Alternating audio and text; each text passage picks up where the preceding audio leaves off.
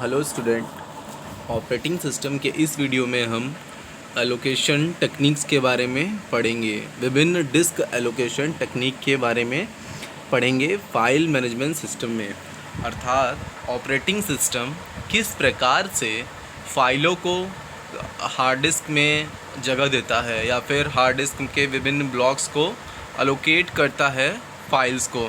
जैसी फाइल्स की आवश्यकता होगी, जितने ब्लॉक्स की आवश्यकता होगी, उसी आधार पर फाइल्स को अलोकेट करता है ब्लॉक। कौन?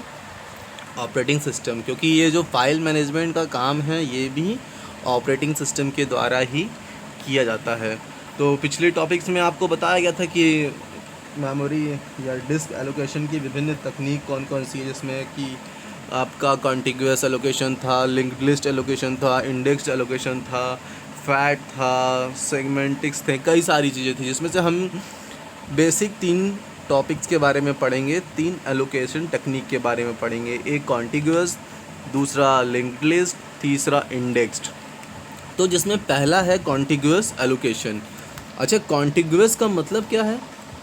साधारण भाषा में समझे तो इसका कॉन्टिग्यूअस का मतलब है कि लगातार। जैसे मान लो कि अगर ये पूरा हमारा एक ब्लॉक है हार्ड डिस्क का, ठीक, 1 2 3 4 5, ठीक, इस तरीके से ब्लॉक्स हैं और कोई फाइल है आपकी, ठीक, और उस फाइल के अंदर भी 6 ब्लॉक हैं, 1 2 3 4 5, या फिर मान लो कि 4 ही ब्लॉक हैं। ठीक है, हम मान लेते हैं कि 4 ब्लॉक है। तो जो ये जो फाइल के 4 ब्लॉक हैं, ये मेमोरी के 4 ब्लॉक में लगातार दी जाए। जैसे कि मान लो कि ये आपका पहला ब्लॉक फाइल का, दूसरा, तीसरा, चौथा, तो इसी प्रकार से ये पहला इसको, दूसरा इसको, तीसरा इसको, चौथा इसको। तो इस प्रकार का एलोकेशन कॉन्टिग्यूअस मेमोरी एलोकेशन या डिस्क एलोकेशन कहलाता है। तो इसको कैसे परिभाषित करेंगे? यदि किसी फाइल को मेमोरी ब्लॉक इस प्रकार प्रदान की जाए। अच्छा, क्यों प्रदान किया? कि फ़ाइल जो है वो हार्ड डिस्क में कहीं ना कहीं स्टोर होगी, तो उसके लिए उसको मेमोरी चाहिए। तो इस प्रकार प्रदान की जाए कि फ़ाइल की सभी लॉजिकल ब्लॉक्स, यानी जब फाइल जो भी आपका फ़ाइल है उसको हम कुछ लॉजिकल ब्लॉक्स में तोड़ लेंगे तो हार्ड डिस्क की कॉन्टिग्यूअस फिज़िकल ब्लॉक मिले, तब इस प्रकार के एलोकेशन को कॉन्टिग्यूअस एलोकेशन कहते हैं। आई होप कि आपको समझ में आया हो। जैसे मान लिया ये कोई फ़ाइल है, इसके अंदर 3 पार्ट है, 1 2 3, और उनका सीक्वेंस है 1 2 and 3, 1 2 and 3, और ये हमारी कोई मेमोरी ब्लॉक है। उसके अंदर भी हम जो एलोकेशन करेंगे वो ऐसा ही होगा, पहले को 1, दूसरे को 2, तीसरे को 3। तो ये क्या हो गया? ये कॉन्टिग्यूअस एलोकेशन है। ठीक है, इसके एडवांटेजेस क्या क्या होते हैं कि इसका इम्प्लीमेंटेशन सरल होता है, इसकी रीडिंग परफॉर्मेंस एक्सीलेंट होती है। मतलब कि ये जो हम रीड करते हैं फाइल्स को तो काफ़ी तीव्रता से के साथ ये फाइल को रीड करते हैं। अब जिसके एडवांटेजेस होंगे उनके कुछ डिसएडवांटेजेस भी होंगे। तो इसके डिसएडवांटेजेस क्या क्या हैं? ये डिस्क फ्रेगमेंटेड हो जाएगी, मतलब जो आपकी डिस्क है वो बढ़ जाएगी ब्लॉक्स में। ठीक है, और दूसरा, फाइल का ग्रो कठिन होता है। क्यों कठिन होता है? क्योंकि आपने पहले से ही डिसाइड कर रखी है कि ये फ़ाइल इतना ही ब्लॉक लेगा और कॉन्टिग्यूअस स्पेस होगा। तो मान लो कि आपकी फ़ाइल को मान लो आपने लॉजिकल ब्लॉक्स में तोड़ा है 5, और तो आपने 5 ब्लॉक्स मेमोरी में या फिर डिस्क में अलोकेट कर दिए, तो अब फाइल की साइज़ आपकी बढ़ नहीं सकती। जैसे 5 से 6 करोगे तो दिक्कत होगी, ठीक, तो आपकी फ़ाइल ग्रो नहीं कर सकती। अब उसी को हमने एक एग्जांपल के चित्र के माध्यम से दर्शाया है। ये हमारा एक बड़ा सा हार्ड डिस्क है। हार्ड डिस्क वास्तव में ऐसा होता नहीं, लेकिन आपको बताने के लिए एक बड़े से ड्रम के रूप में दिखाया गया है हार्ड डिस्क को। इसके कई सारे सेक्शंस है, एक सेक्शन में ये है, उसमें ब्लॉक्स के रूप में डिस्क को बांटा गया है। तो 0 से लेकर 11 तक के ब्लॉक्स हैं। और दूसरी ओर हमारी एक डायरेक्टरी है जिसके अंतर्गत 3 फाइल्स हैं, abc.txt, वीडियो और jpg फाइल। ठीक है, और इन सभी फाइल्स की स्टार्टिंग पॉइंट, यानी कि इनके जो ब्लॉक स्टार्ट हो रहे हैं वो कहाँ से हो रहे हैं, इनकी लेंथ कितनी है, अर्थात ये कितने ब्लॉक्स लेंगे और कौन कौन से ब्लॉक इनको अलोकेटेड हैं, इसके बारे में जानकारी सारी प्रदान है। कहाँ है? डायरेक्टरी के अंदर। डायरेक्टरी में सभी फाइल से संबंधित जानकारियाँ हैं। तो आपने देखा पहला जो फाइल है हमारा abc.txt, इसकी जो स्टार्ट कहाँ से? 0 से। लेंथ कितनी है? 3, यानी कि ये 3 ब्लॉक इसको चाहिए। तो कौन कौन से ब्लॉक इसको अलोकेट हो गए? 0 1 2। ये किस प्रकार का अलोकेशन हुआ? कॉन्टिग्यूअस, यानी कि सभी लगातार हुआ। अगर मान लो ऐसा ना होता, इसको ऐसा होता कि 0 होता, फिर 4 होता, फिर 10 होता, तो ये किस प्रकार का होता? नॉन कॉन्टिग्यूअस, ठीक है। या फिर 1, 2 और 11, तो ये भी नॉन कॉन्टिग्यूअस। इसी तरीके से हमारी दूसरी फाइल है video.mp4, इसका जो स्टार्टिंग है वो कहाँ से? 4 से, यानी यहाँ से स्टार्ट होगा। अब ये ज़रूरी नहीं कि 2 के बाद 3 से ही स्टार्ट हो, हम बीच में दोनों के फ्री ब्लॉक्स छोड़ सकते हैं, ठीक है। लेकिन जहाँ से आपने स्टार्ट किया किसी फाइल के ब्लॉक को एलोकेट करना डिस्क, उसके बाद से आपको लगातार देना होगा। हमने कहाँ से स्टार्ट किया? 4 से। लेंथ कितनी है? 2, यानी कि इसको 2 ब्लॉक चाहिए। कौन कौन से? 4 और 5 दे दिया गया। तीसरी फाइल है, इसके स्टार्टिंग कहाँ से है? 6 से, उसकी लेंथ कितनी है? 4, यानी इसको हम 4 ब्लॉक लगातार चाहिए। कौन कौन से? 6, 7, 8 और 9। इस प्रकार से हम contiguous memory allocation, disk allocation करते हैं फाइल्स को ऑपरेटिंग सिस्टम के माध्यम से। अगली टॉपिक में हम लिंक्ड लिस्ट एलोकेशन के बारे में पढ़ेंगे। जैसा कि आपने लिंक्ड लिस्ट के बारे में डेटा स्ट्रक्चर में पढ़ा होगा। लिंक्ड लिस्ट क्या होते हैं? एक प्रकार का डेटा स्ट्रक्चर है जो कि डेटा को स्टोर करने के लिए प्रयोग किए जाते हैं। इसमें लिंक्ड लिस्ट में नोड्स होते हैं जिसमें 2 एड्रेस होते हैं, एक में डेटा और दूसरा लिंक्ड लिस्ट के 2 पार्ट होते हैं, पहले में डेटा और दूसरे पार्ट में दूसरे नोड का एड्रेस होता है। तो उसी प्रकार से इस जो लिंक्ड लिस्ट एलोकेशन तकनीक है, यहाँ भी हम उसी लिंक्ड लिस्ट स्ट्रक्चर का यूज़ करते हैं।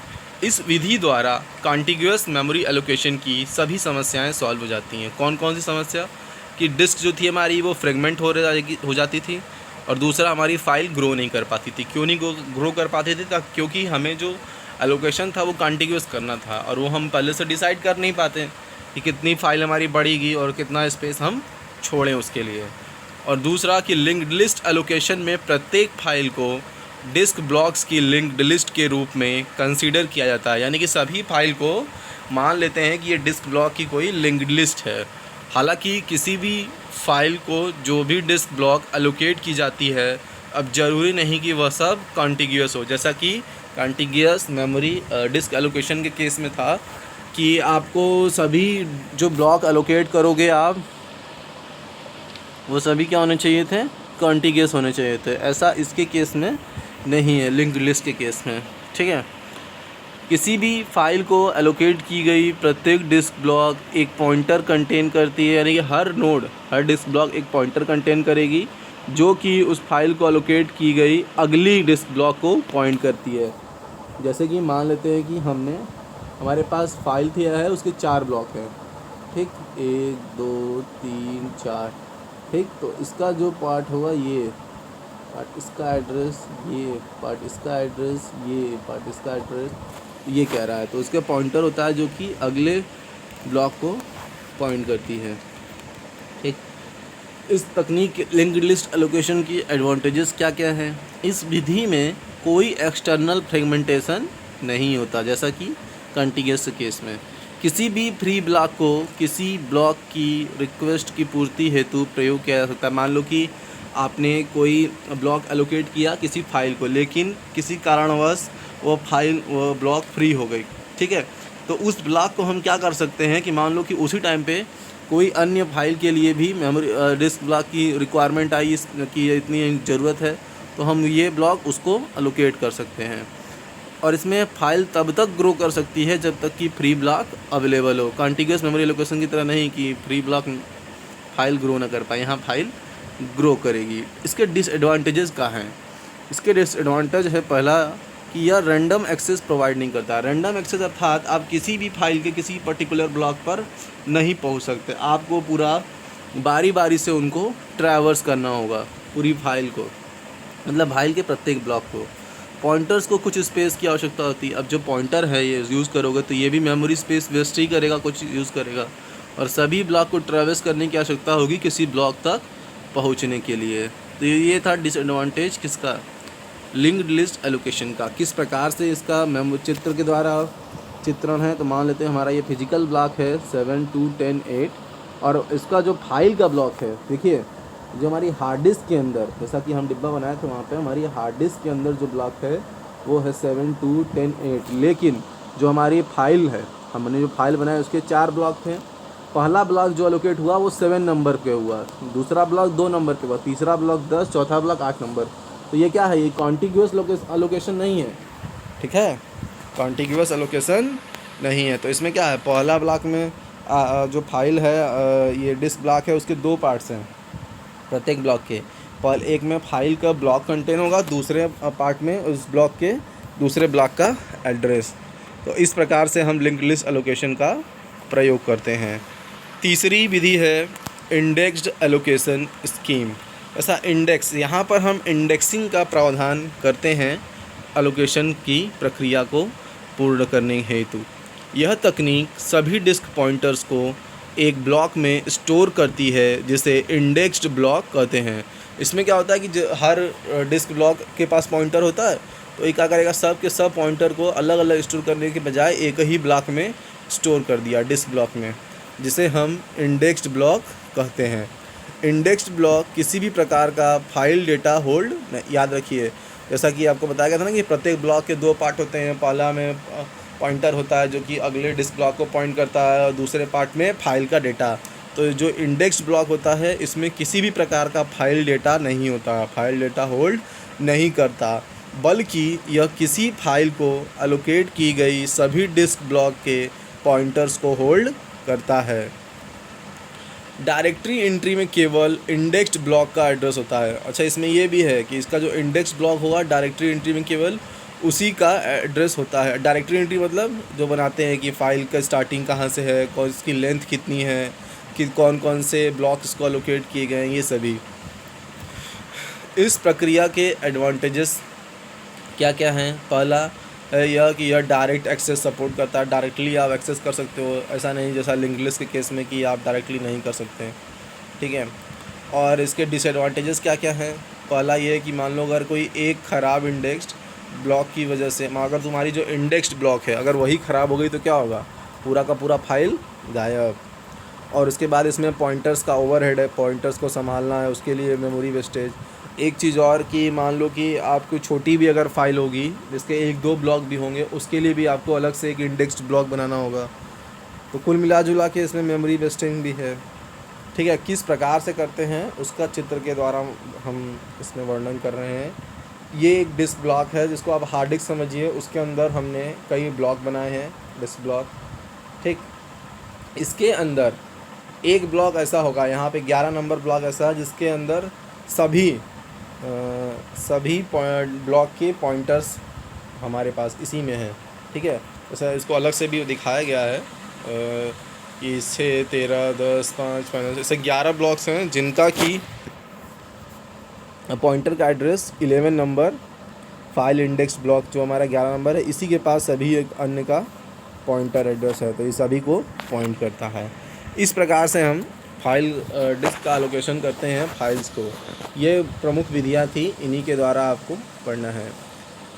तो जो ऑपरेटिंग सिस्टम में सभी यूनिट समाप्त हो चुकी हैं, केवल एक यूनिट बची हैं जिस लिनक्स का बचा है, लिनक्स, जिसमें हमें पढ़ना है उसके कुछ कमांड हैं। तो आप लोग जितना अभी तक पढ़ाया गया है उन सभी का प्रॉपर नोट्स बनाइए, उसको पढ़िए, रिवाइज़ करिए, ताकि एग्ज़ाम के समय आपको किसी प्रकार की कठिनाई ना हो। अगले वीडियो में हम लिनक्स ऑपरेटिंग सिस्टम के बारे में पढ़ेंगे। लिनक्स क्या है, जैसा कि मैंने आपको बता ही दिया कि लिनक्स भी एक ऑपरेटिंग सिस्टम है जैसे विंडोज़ इत्यादि है, ठीक है।